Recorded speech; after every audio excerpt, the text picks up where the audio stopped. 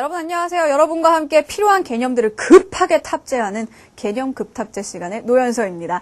자, 우리 지난 시간까지요. 시에 관련해서 필요한 개념들을 차곡차곡 모아왔지요. 어때요, 여러분? 급하게 우리가 탑재하긴 했지만 그렇다고 해서 급히 먹어서 체할 것 같아요? 안 그렇죠? 그죠? 선생님이 여러분이 급하게 먹어도 다 소화시킬 수 있을 만큼 꼭꼭꼭꼭 다 씹어갖고 다 먹여준 거예요. 더럽다고 생각하지 말라 그랬어요. 자, 그러면 이번 시간에는요. 마지막 개념을 가야 할 텐데요. 자, 다시 한번 확인을 하도록 하죠. 자, 시에서 우리가 꼭 알아야 할 궁극의 키워드 4! 자, 뭐였죠? 바로 화자, 대상, 표현. 배웠고요, 지금까지. 마지막으로 보기. 선생님, 보기라니요. 보기가 무슨 개념이라고 이러시나?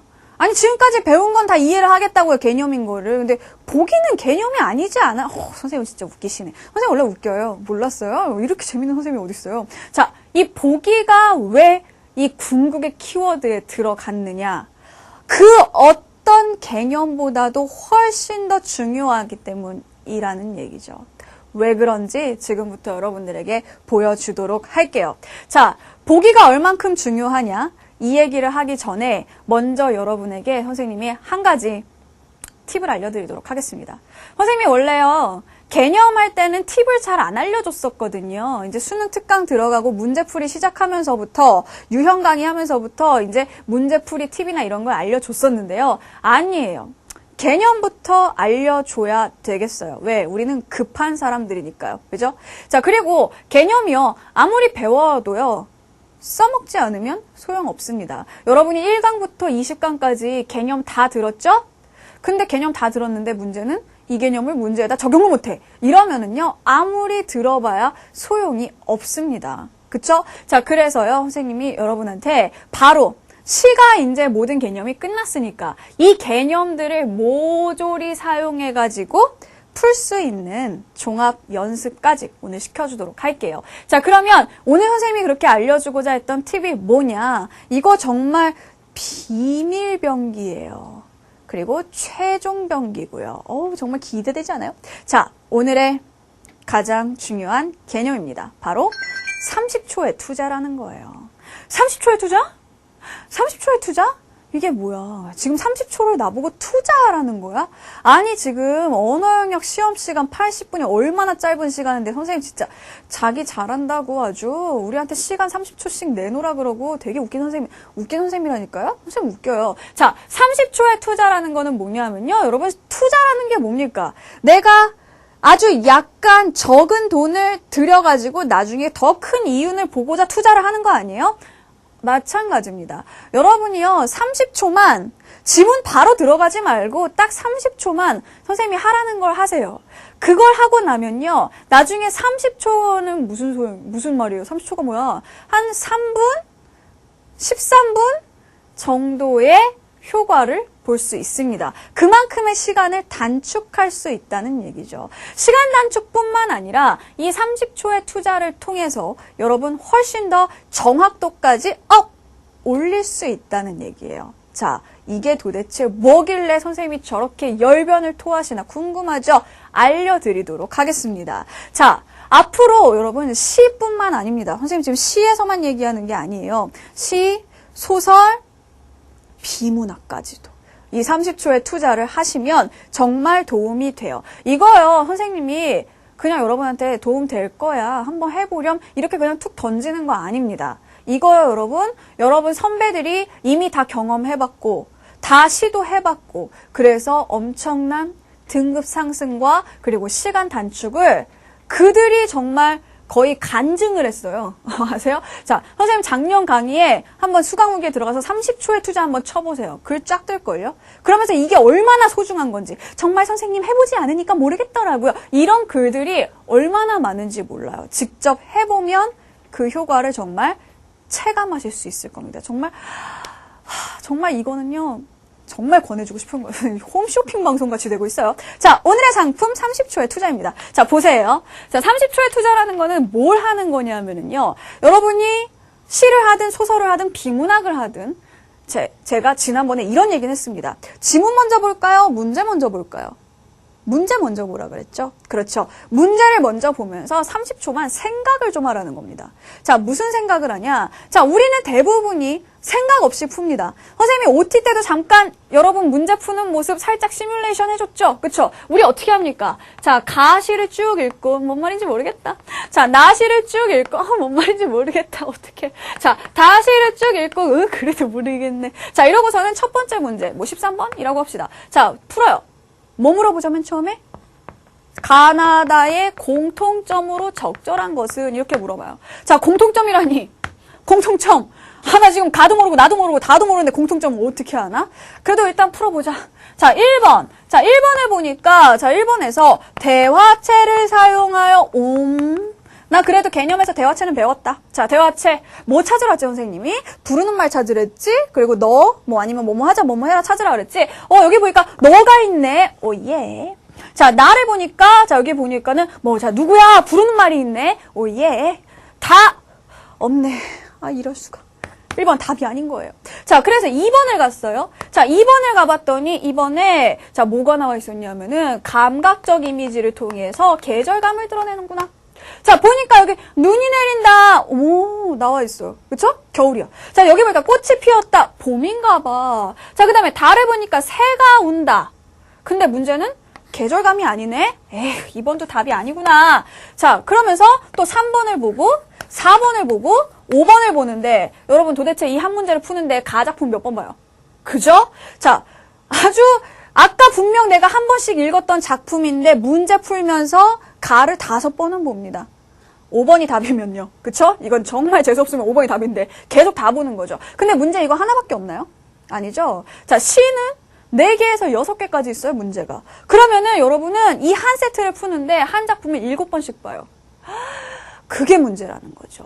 자, 보세요. 여러분 아마 3학년 되면은 모의고사 보면서 시간이 없어요. 이런 말 많이 할 겁니다. 시간이 없어. 안 돼. 30초나 어떻게 투자하고 있어. 안 돼. 시간 없어. 이거 맨날 그런 얘기 하게 될 거예요. 2학년 때까지 시간 부족 그렇게 안 느끼던 친구들도 3학년 되면요. 갑자기 문제가 어려워지면서 시간이 많이 부족하게 됩니다. 그러면요, 여러분. 시간 어디서 제일 많이 잡아먹어요? 여러분이?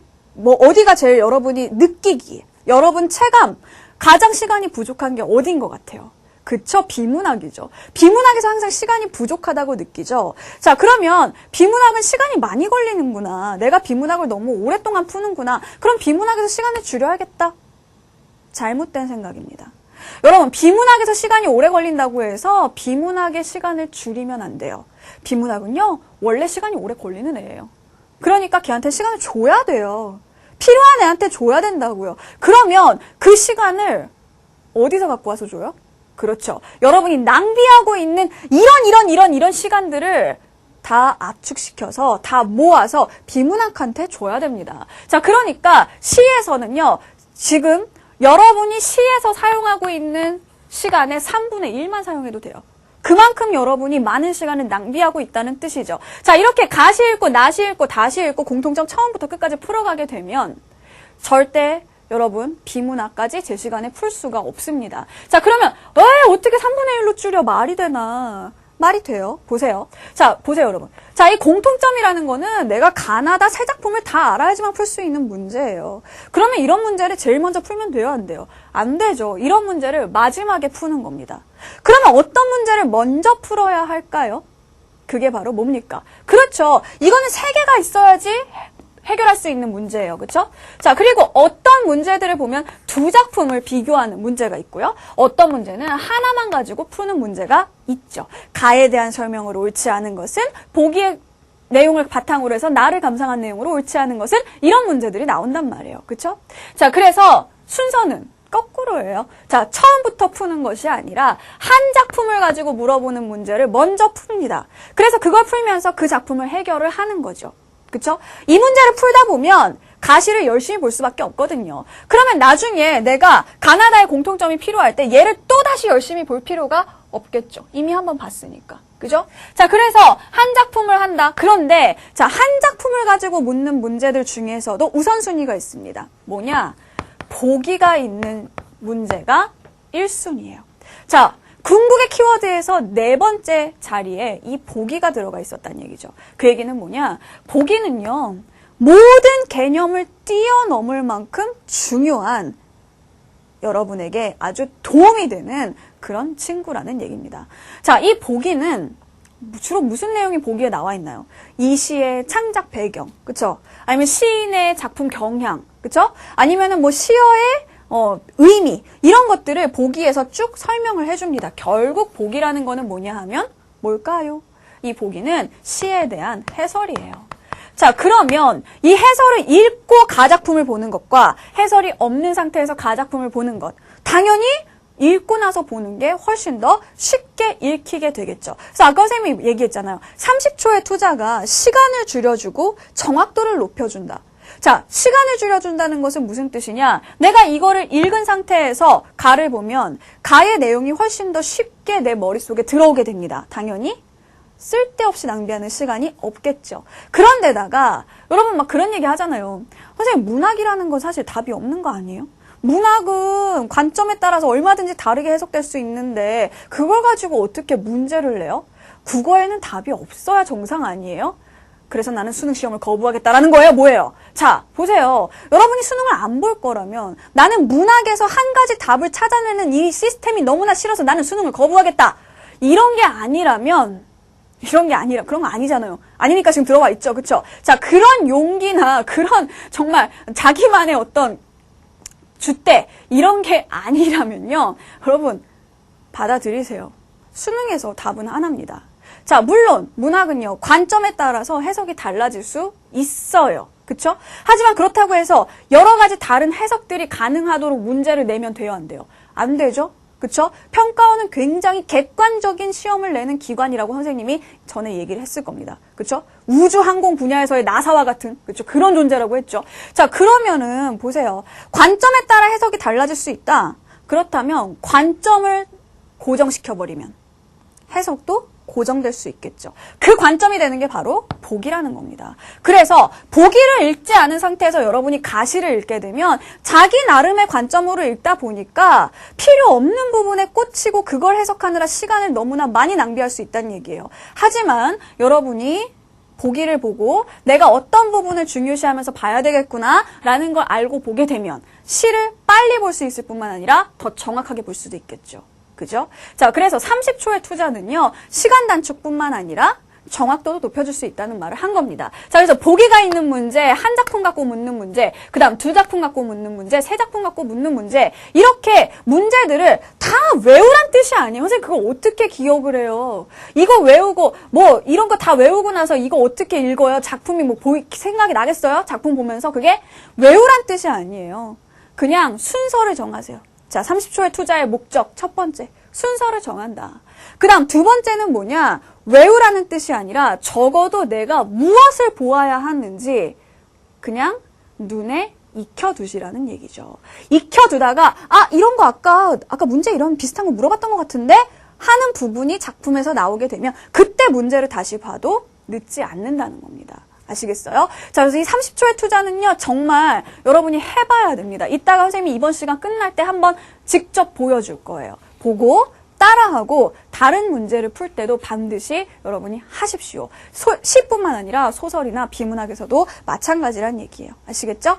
자, 그러면, 우리 이제 오늘 해야 할 것들, 아주 중요한 것 두 가지를 선생님이 알려주도록 하겠습니다. 자, 이제는 우리가 지금까지 배웠던 개념들을 다 합해가지고요. 제대로 된 문제 세트를 풀어야 하는데, 자, 일단 여러분이 어려움을 느끼는 부분부터 해결을 해드리도록 할게요. 자, 여러분이 시험을 봤는데 제일 많이 틀리는 게 시에서 가장 많이 틀리는 문제가 뭔가 선생님이 조사를 해봤어요. 자, 가장 많이 틀리는 문제, 공통점 문제. 많이 틀려요. 그죠? 공감하죠? 나는 아닌데 이런 친구 없을 거예요. 자, 공통점 문제 제일 많이 틀리고요. 두 번째로 보기가 있는 문제 많이 틀립니다. 자, 여러분 지금 3학년 되기 전에 2학년 때 마지막으로 봤던 시험 11월 모의고사에서 기억나나요? 향현 뭐 이런 거 나왔던 거? 자, 거기에서도 마찬가지였거든요. 여러분이 보기가 있는 문제랑 공통점 묻는 문제 제일 많이 틀렸었습니다. 자, 그러면 그런 문제들을 어떻게 하면 안 틀릴까 가르쳐 줄게요. 선생님 이건 고난도 문제니까 뭐 가끔 보면 이런 건 3점이던데 그냥 포기해야 되는 거 아니에요? 왜 포기하지 마요. 포기는 배추를 셀 때나 하는 말이, 너무 또 이런 진부한 거를 선생님이 또 갖고 왔네. 미안해요. 뭐 어쨌든 진부하지만 진리니까 포기란 배추를 셀 때나 쓰는 말입니다. 한 포기, 두 포기. 그 외에는 우리는 포기라는 말을 써서는 안 된다는 얘기예요. 아시겠죠? 자, 그러면은 포기하지 말고요. 할 수 있는 방법을 알려준다고요.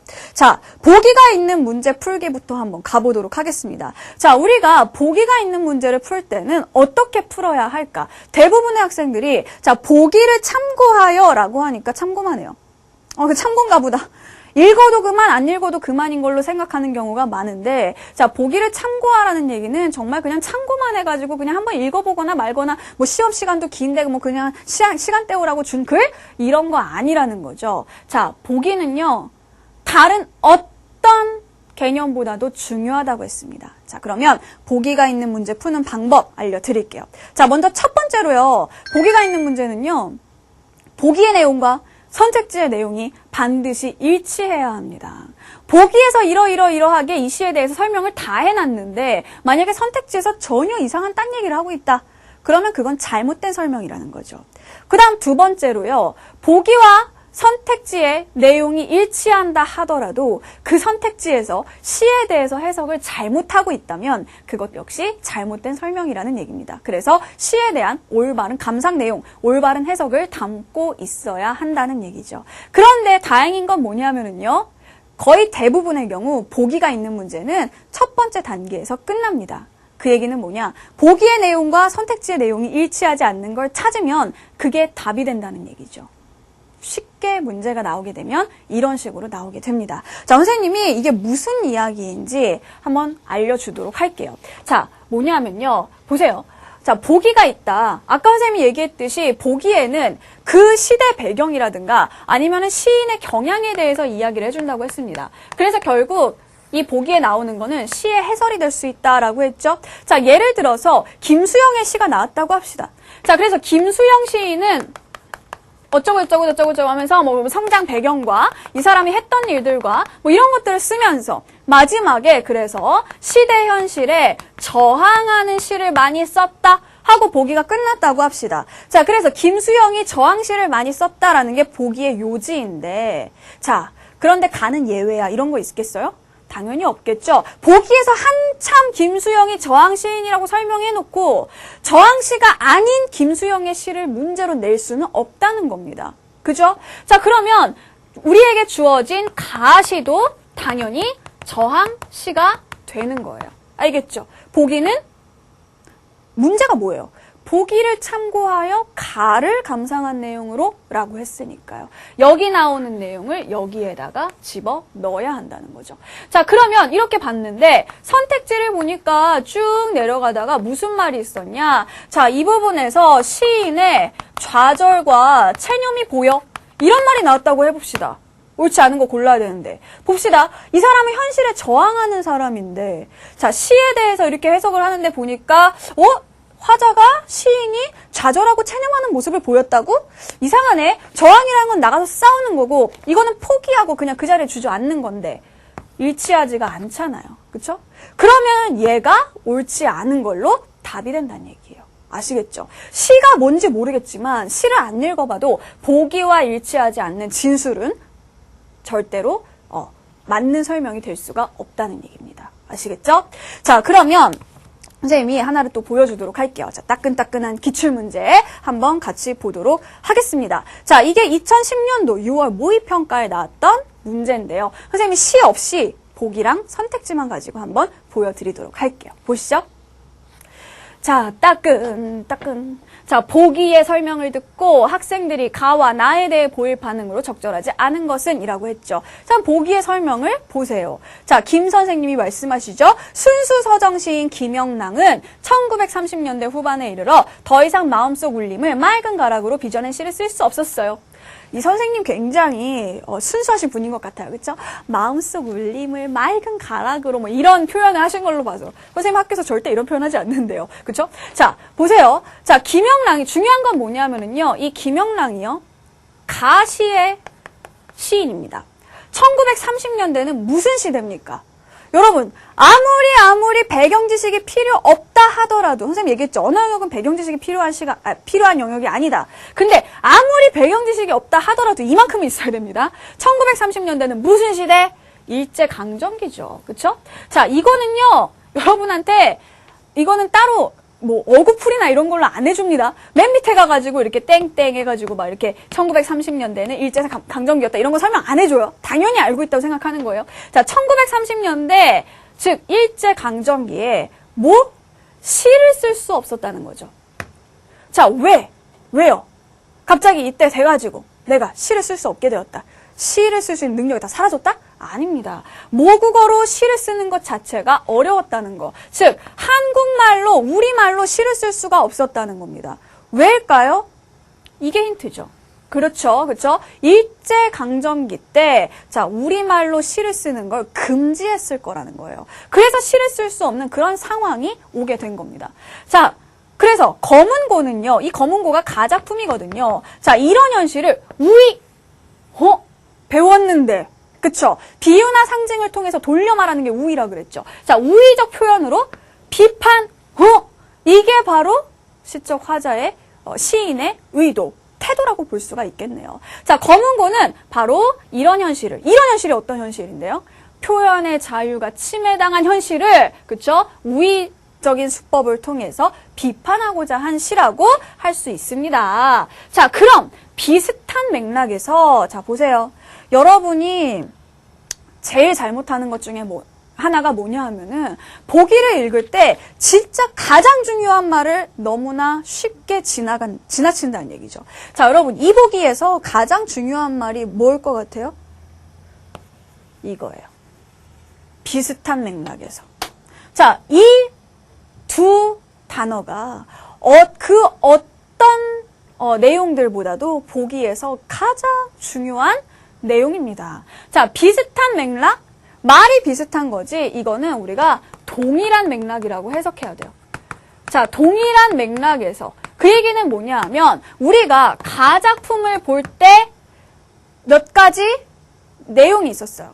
자, 그것과 똑같은 관점을 가지고 나작품을 봐달라는 얘기죠. 자, 그래서 이거는요, 시대는 바뀝니다. 1930년대에서 80년대로 시대는 바뀌지만, 자, 독자들의 호응을 얻은 대설주의보, 이게 나작품이라고 그랬죠. 자, 이 작품은 새로운 권력 집단이 등장해서 강압 통치를 했던 시대, 뭐와 비슷하다? 일제강점기 때랑 비슷하다는 겁니다. 그런데 보세요. 자, 비슷한 맥락, 동일한 맥락을 그럼 어떻게 적용을 하자는 거냐? 우리가 아까 앞부분에서 가시에 대해서 정보를 얻은 게 있죠. 그렇죠?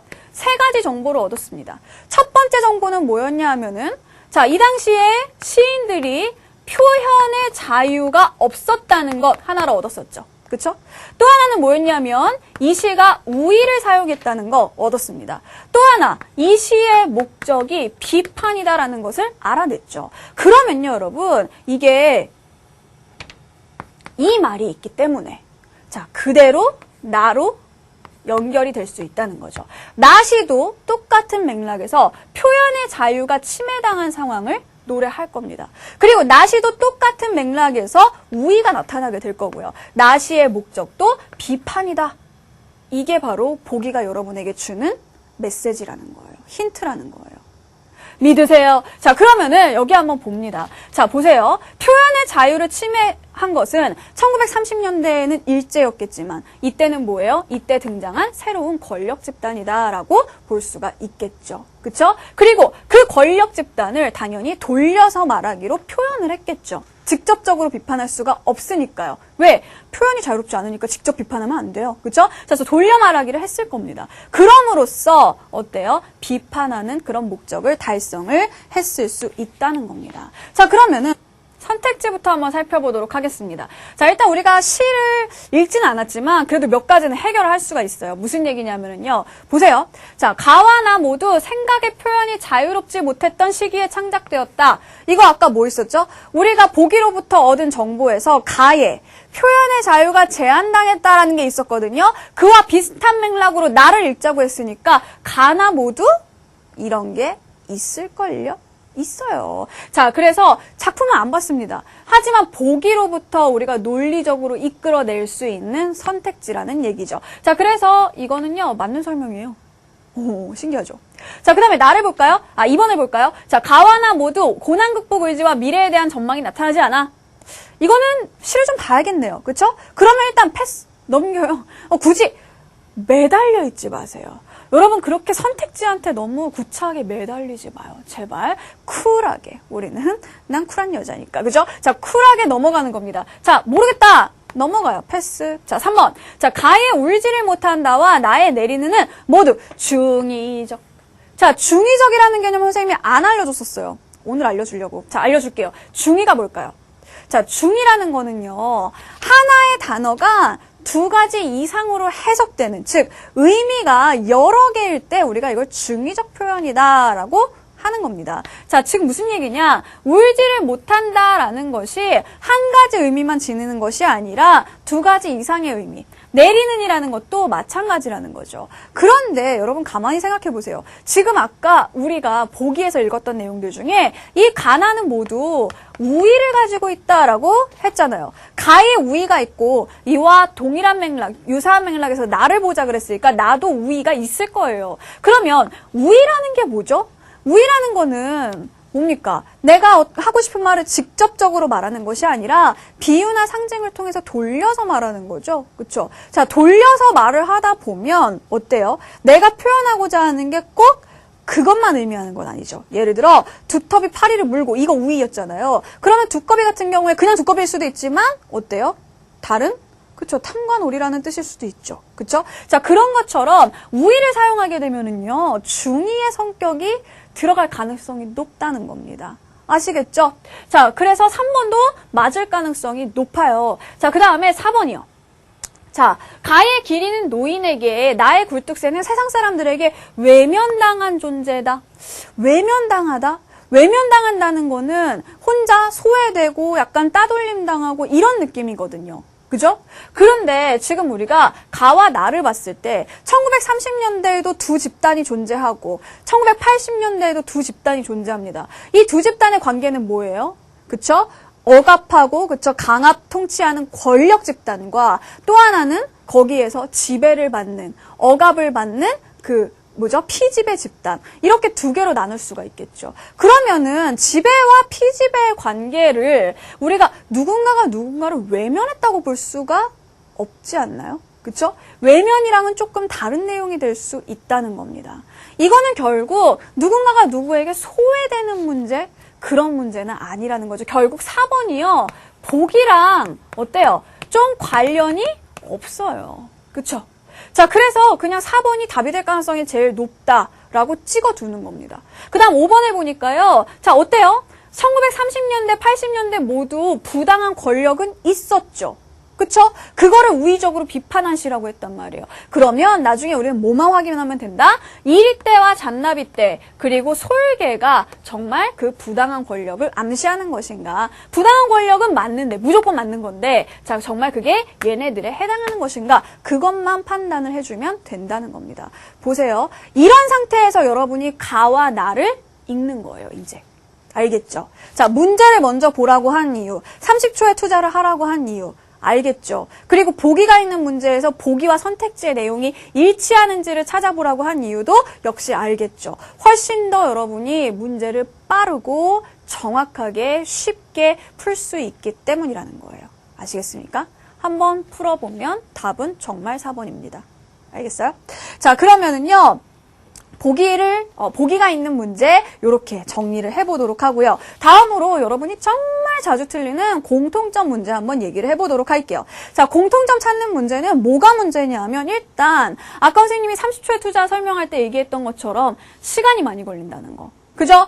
1, 2, 3 이거 하나하나 다 해보느라 얼마나 많은 시간 여러분이 허비를 하고 있어요. 그쵸? 자, 시간 낭비하지 않는 방법 알려줄게요. 자, 이거 정말 중요한 개념. 자, 공통점을 찾는 문제는요. 이런 방법을 사용하시면 됩니다. 바로 표적수사.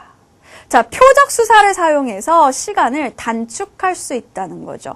여러분 표적 수사 많이 들어보지 않았어요? 그쵸? 언론에서 많이 들어봤죠. 원래 표적 수사라는 건 딱히 그렇게 좋은 것만은 아닙니다. 하지만 우리는 이 개념을 응용해가지고요, 좋은 곳에 쓸 수가 있다는 거죠. 무슨 얘기냐? 어떤 사건이 발생을 했습니다. 그런데 자, 용의선상에 여러 명이 올라와요. 우리는요, 용의자가 5명인 사건을 항상 해결하고 있는 거예요. 오지선다니까. 그죠? 자, 용의자가 5명인데 이 5명을 우리가 어떻게 수사를 해야 가장 효율적으로 할 수 있을까요? 그냥 그래 공평해야 하지 하면서 그냥 1번부터 순서대로 이렇게 가다 보면 자, 무슨 문제가 생기느냐? 어때요? 1번 용의자부터 내가 똑같이 수사를 하다 보면 5번이 실제로 범인인데, 그쵸? 너무 앞에서 시간이 많이 걸려서 이 범인이 도망갈 수도 있겠죠. 그러니까 수사는요, 빠른 시간에 끝낸단 말이에요, 경찰들이. 그러면 최대한 빨리 범인을 찾아야 해요, 도주하기 전에. 그러면은 어때요? 가장 범인일 가능성이 높은 용의자를 지목해서 그 용의자를 집중적으로 수사를 하죠. 우리가 여기에서 배우는 겁니다. 똑같아요. 자, 우리도 5개의 선택지들 중에서 가장 범인이 아니죠, 답이 될 가능성이 높은 애를 찍습니다. 1번부터 고지고대로 순서대로 하나하나 검증하다 보면 비문학 못 풀어요. 시간이 없으니까. 그러니까 이 5개 중에서 더 답이 될 가능성이 높은 것을 먼저 찾아요. 그게 3번이든 4번이든 간에 먼저 찾아서 얘를 먼저 한번 가나다에 적용을 해보는 겁니다. 공통점이니까 가나다에서 이거에 해당하는 내용을 찾아봐요. 그래서 있다, 다행히. 그러면 4번이 답이고 끝. 나머지 1, 2, 3, 5번은 해볼 필요 없다는 거예요. 시간도 없는데 그걸 언제 하고 앉아 있어요. 그죠? 자, 그래서요. 그러면 생각해 보세요. 자, 여러분, 용의자 여러 명 중에 가장 가능성이 높은 누구를 제일 먼저 찍어서 조사를 하나요? 그쵸? 전과가 많은 사람을 제일 먼저 조사를 하죠. 그래서 우리도요, 전과가 많은 선택지를 뽑을 겁니다. 전과가 많은 선택지라는 게 무슨 뜻이에요? 답이었던 적이 많은 선택지라는 얘기죠. 자, 그래서 이거는요, 선생님이 지금까지 기출문제를 쫙 다 분석을 해봤어요. 보면서 이런 애들이 답인 적이 많았다. 공통점 문제에서 이런 게 나오면 거의 얘가 답이었다 하는 것들을 한번 뽑아봤습니다. 지금부터 하나씩 알려주도록 할게요. 자, 먼저 우리 공통점에서 제일 많이 묻는 게 시적 상황하고 그리고 표현 기법입니다. 자, 그러면 시적 상황에 있어서의 표적의 대상이 되는 거 뭐가 있을까요? 바로 얘네들이에요. 자, 시적 상황에서 주로 많이 나오는 게 표적 1순위, 전과가 많은 아이들, 자, 대상의 부재, 부정적 현실, 이게요 가장 많이 나오는 상황입니다. 여러분, 대상의 부재라는 건 부재가 뭐죠? 없는 거죠. 대상이 없는 거예요. 근데 이 대상은요 꼭 사람이 아닐 수도 있어요. 내가 사랑하는 사람이 없을 때도 대상의 부재라고 할 수 있지만 뭐 어머님이 안 계실 수도 있고요. 아니면 뭐 그리운 옛것 뭐 이런 거 있잖아요. 그렇죠? 그게 없을 수도 있고요. 아니면 평화라든가 희망이라든가 이런 것들이 부재할 때, 이런 것들이 없을 때에도 우리가 그거를 대상의 부재라고 할 수 있습니다. 어때요? 지금까지 우리가 공부했던 시들 뭐가 없는 게 되게 많지 않았어요? 뭔가가 결핍된 것들이. 자, 이 대상의 부재라는 말은 그래서 다른 말로, 그쵸? 어떤 결핍된 처지의 화자가 드러나고 있다. 이런 식으로 출제가 될 수도 있습니다. 자, 그래서 대상의 부재 굉장히 자주 나와요. 이별 상황 많잖아요, 시 중에. 이별도 대상의 부재예요. 그쵸? 내가 사랑하는 사람이 없어진 상황이니까.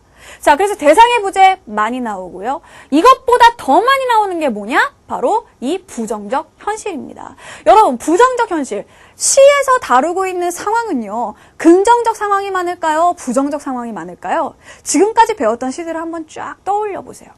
물론 긍정적인 상황에서 쓴 시도 많지만 부정적 상황에서 쓴 시가 훨씬 더 많을걸요? 자, 여러 가지예요. 대상의 부재도 부정적 현실이 될 수 있어요. 그렇지 않아요? 누군가가 있어야 긍정적이죠. 없으니까. 아니면은 어떤 그 암울한 시대 상황, 이런 것도 부정적 현실이 될 수 있어요. 그렇죠? 아니면 화자가 지향하는 어떤 그런 가치가 없는 현실. 그렇죠? 아니면 또 뭐예요? 물질 문명으로 파괴된 자연이라든가. 그렇죠? 아니면 현대 문명에 매몰되어 비인간화되어가는 세태, 뭐 이런 거. 어때요? 지금까지 우리가 배웠던 모든 시들이 사실 이 5가지 안에 다 있지 않나요? 거의? 그죠?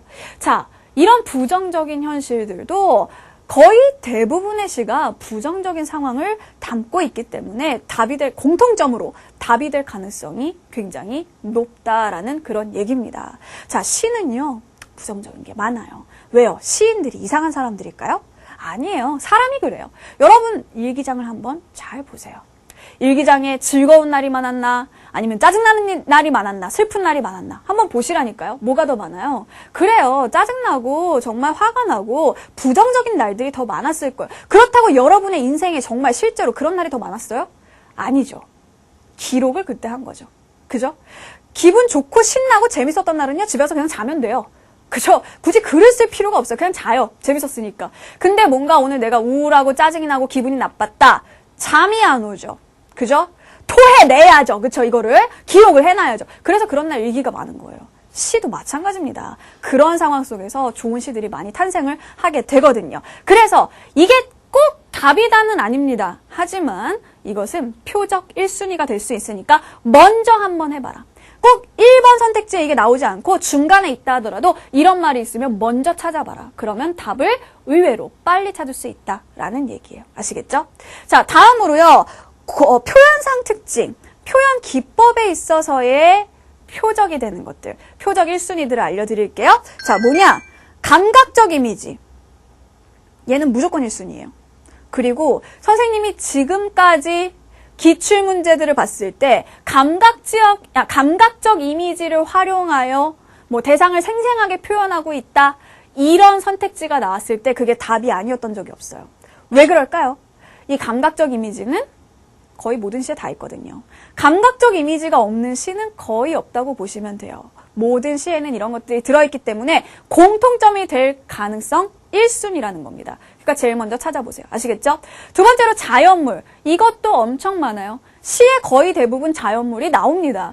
그리고 이 자연물을 통해서 화자의 상황이나 화자의 정서를 드러내게 된다는 거죠. 그래서 이것도 감각적 이미지만큼은 아니라 하더라도 우리가 충분히 상위권에 이렇게 올려놓고서는 볼 수 있는 그런 표현 기법이에요. 공통점으로요. 자, 그 다음에 우의라든가 대화체라든가 반복이라든가 이런 것들 우리가 다 배웠던 것들이죠. 이런 애들이 역시 표현 기법의 공통점으로 나오게 되면 답이 될 가능성이 높습니다. 자, 다 1순위가 될 수 있는 것들인데 선생님 근데 만약에 얘네가 같이 나오면 어떻게 해요?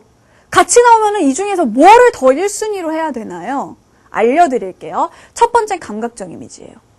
그 다음으로는요. 만약에 감각적 이미지가 없고 나머지들이 같이 나왔다라고 한다면 우리 배웠잖아요. 눈으로 찾는 표현 기법과 머리로 생각하는 표현 기법. 뭐가 더 빨리 찾을 수 있죠? 당연히 눈으로 찾는 표현 기법이 더 빠르죠. 그러니까 여기 나오는 것들이 혹시 중복돼서 한 문제에 같이 나왔다라고 한다면 내가 빨리 찾을 수 있는 걸 먼저 찾는 게 당연히 유리합니다. 그래서 이 중에 선생님이 눈으로 찾는 표현 기법에서 다뤘던 것들 있잖아요. 그렇죠? 자연물, 대화체, 반복. 이런 것들을 여러분이 찾아주시면 되겠습니다. 1순위로 삼아달란 얘기예요. 아시겠죠? 자, 그러면 선생님이 표적 수사 그리고 30초의 투자 해서요. 시에서 시간을 단축할 수 있는 방법 알려줬어요. 이제 해봐야 됩니다. 아무리 설명을 들어도 이게 도대체 뭘 의미하는 건지 실제로 어떻게 하는 건지 모르면 소용이 없겠죠. 자, 선생님이 지금부터 알려주려고 합니다. 자, 지금까지 배운 모든 것들을 총동원해서 우리가 한번 시 한 세트를 풀어보도록 할게요. 자, 2011년도 9월 모의평가에 나왔던 그런 시 지문입니다. 자, 그러면 30초의 투자를 해야 되니까 보세요. 여러분 지금 이거 벌써 습관적으로 가시 읽고 있었죠?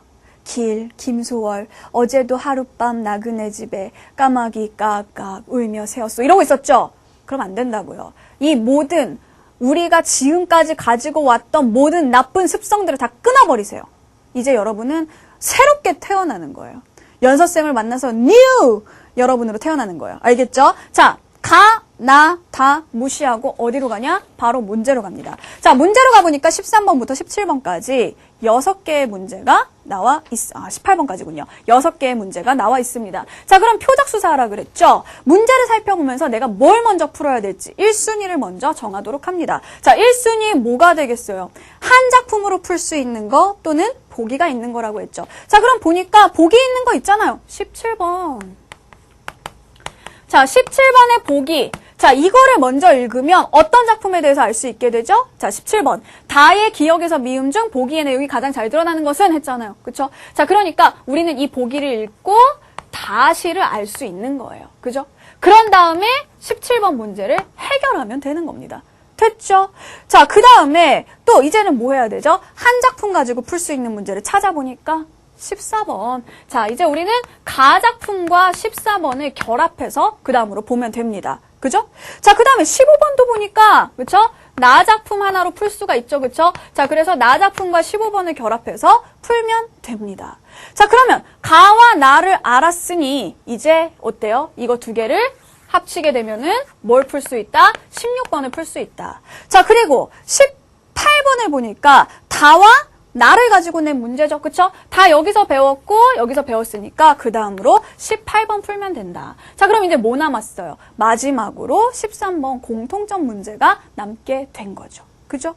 자, 그래서 이런 순서로 선생님 한번 풀어볼게요. 17번 보기 보고, 다 보고, 17번 보고. 그죠? 그 다음에 가, 14, 나, 15, 16, 18번 요렇게 한번 가보도록 하겠습니다. 이 순서를 보여주는 거예요. 여러분한테 방법을 보여주는 거예요. 자세한 해설은 하기 힘들지도 몰라. 미리 말해둡니다. 자, 그러면 17번 보기 한번 볼게요. 자, 단가 6장에서 작가는 귀양살이가 끝. 왜? 자, 귀양살이 유배를 간 거죠. 자, 그러면 우린 여기서 뭘 알 수 있냐? 다화자의 시적 상황을 알았습니다. 얼마나 고마워요. 보기를 보라고 한 이유를 알겠죠. 시간 단축했어요. 우리가 다를 아무리 읽어봐도 이 사람이 지금 귀양 갔는지 잘 몰라요. 알 수 있는 단어가 있긴 한데요. 여러분은 모를걸요? 적객이라는 단어인데 적객만 보고 이게 귀양살이라는 거 알 수 있겠어요? 힘들죠. 그죠? 자, 그러니까 우리가 보기를 봐서 다의 상황을 여기에서 힌트를 얻어버린 겁니다. 정보를 얻은 거죠. 그쵸? 자, 그래서 귀양살이가 단기간에 끝나지 않으리라는 걱정이 있고요. 하지만 그렇더라도 정계에 복귀할 수 있으리라는 기대감이 있다. 이 화자는 그런 화자인 겁니다. 알겠죠? 그런 상황에서 우리가 다시를 읽어주면 된다는 거죠. 다시의 화자는 현재 귀양을 가 있다. 유배가 있다. 그리고 이것이 오래 걸릴 것이다. 쉽게 내가 올라갈 것 같지는 않다.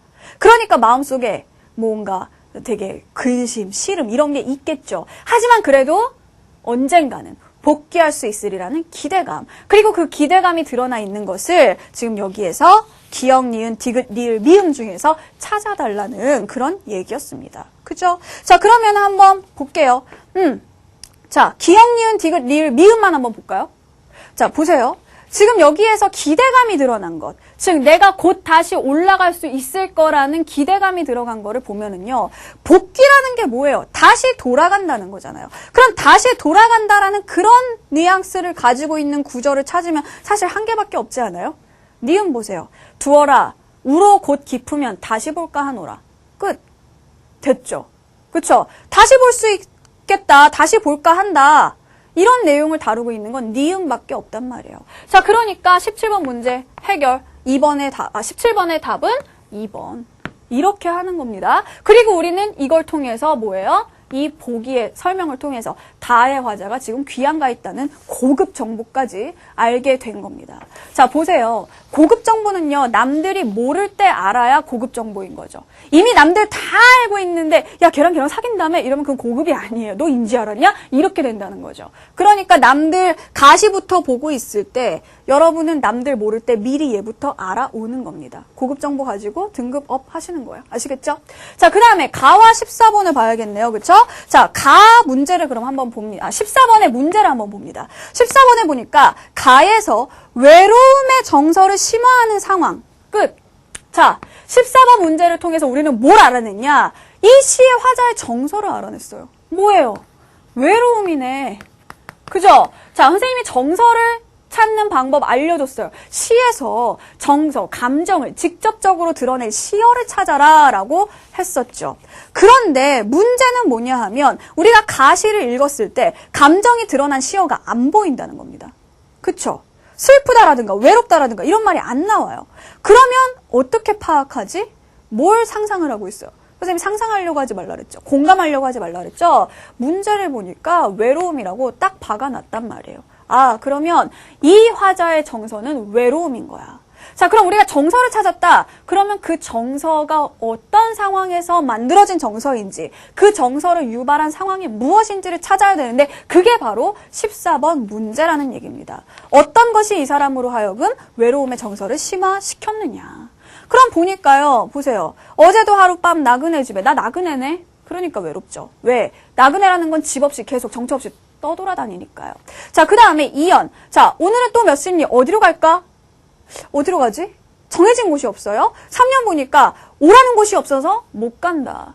자, 어디로 갈지도 모르고 오라는 곳도 없는 상황. 그게 이 사람에게 외로움을 더 심하게 느끼게 해주겠죠. 그쵸? 그 다음 말마소 내 집도 정주각산 차 가고 배 가는 곳이라오. 이 부분 조금 생각을 해야 되죠. 사람들이 물어볼 거다. 아니 집에 가지 왜 갈 데가 없다고 그러고서 집에 가.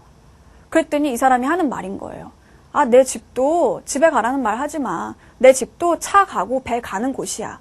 즉, 내 집이 아주 오지에 있어서 내가 못 가는 게 아니라 갈 수 있는 곳이지만 다 상황이 있는 거야.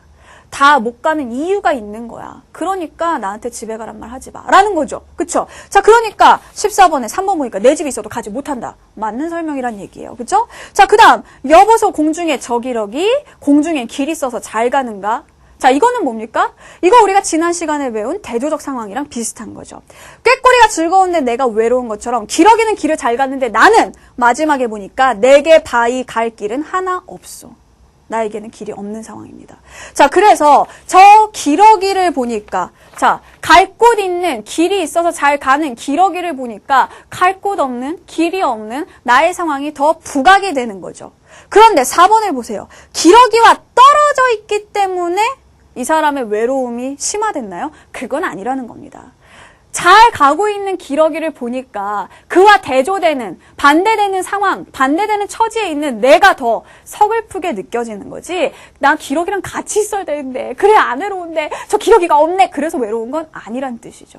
그죠? 자, 그래서 답은 4번입니다. 14번의 답 4번 해결을 했어요. 됐죠? 뭐 5번에 갈 곳 없다. 이거 역시 외로움을 유발을 하는 거고요. 자, 그 다음에 이제 15번. 나 작품과 함께 한번 보도록 하겠습니다. 자, 나를 이해한 내용으로 적절하지 않은 것은 이라고 했어요. 그러면 우리가 이 18번에 1번부터, 18번 아니구나. 15번이죠. 그쵸? 자, 15번에, 이쪽으로 옵시다. 1번부터 5번까지를 쭉 읽어가면서 자, 여기 나오는 설명들을 쭉 읽어가면서 우리가 시를 읽어주면 됩니다. 게다가 이 문제는요, 적절하지 않은 걸 고르는 거죠. 그 얘기는 뭐냐? 5개의 설명 중에 4개는 맞는 설명이란 뜻입니다.